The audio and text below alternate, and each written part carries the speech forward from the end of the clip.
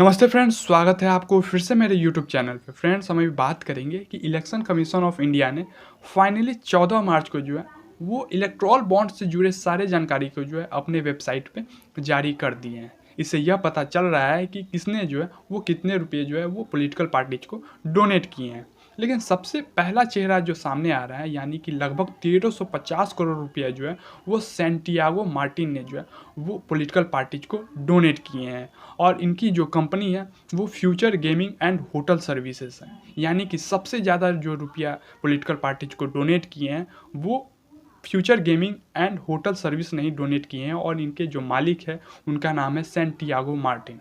लगभग 1350 करोड़ रुपए जो है वो पॉलिटिकल पार्टी को सैंटियागो मार्टिन ने डोनेट किए हैं। तो आप इस वीडियो में बने रहिए, हम आपको इस वीडियो के माध्यम से बताने का कोशिश करेंगे कि सैंटियागो मार्टिन कौन है, क्योंकि आजकल जो है वो बहुत ज़्यादा सोशल मीडिया पे जो है वो future gaming and hotel service का जो है वो नाम चल रहा है, क्योंकि इन्होंने ही जो है वो 1350 करोड़ रुपये पॉलिटिकल पार्टीज को डोनेट किए हैं। तो आप इस वीडियो को जो है अंत तक जरूर देखें। देखिए, सैंटियागो मार्टिन जो है वो बचपन से ही अमीर नहीं थे। यानी कि सैंटियागो मार्टिन किसी भी राजघराने से नहीं आते थे। वो अपना बचपन जो है वो बहुत ज़्यादा संघर्ष में बीता है। वो म्यांमार के यगोन जगह पे जो है वो लेबर का काम किया करते थे।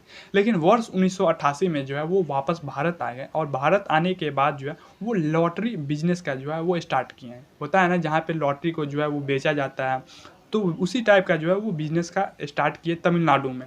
और धीरे धीरे जो है इस बिज़नेस को जो है वो इंडिया के अलग अलग स्टेट में जो है वो फैलाना शुरू कर दिया।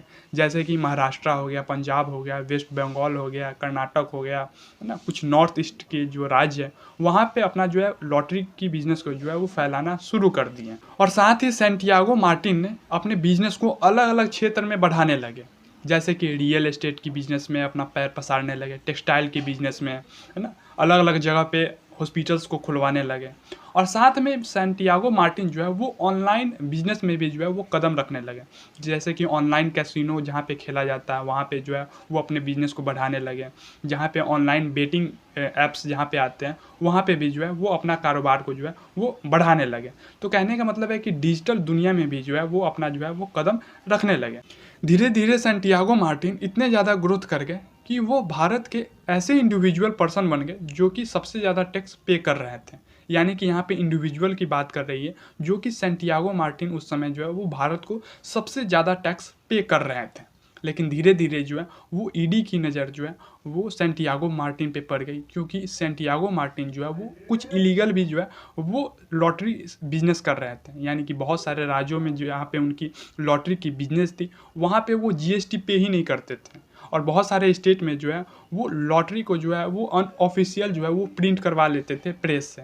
यानी कि कोई भी जो है वो लॉटरी के टिकट पे सीरियल नंबर नहीं रहता था, और वैसे ही जो है वो प्रिंट आउट करवा लेते थे प्रेस से।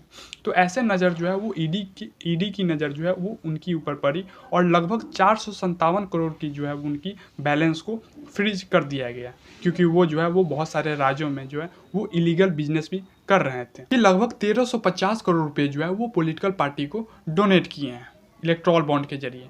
तो इनकी नाम जो है वो बहुत ज़्यादा सोशल मीडिया पे चर्चे हो रहे थे, तो हमने सोचा कि इनके बारे में जो है वो थोड़ी सी जानकारी आपको दे दे।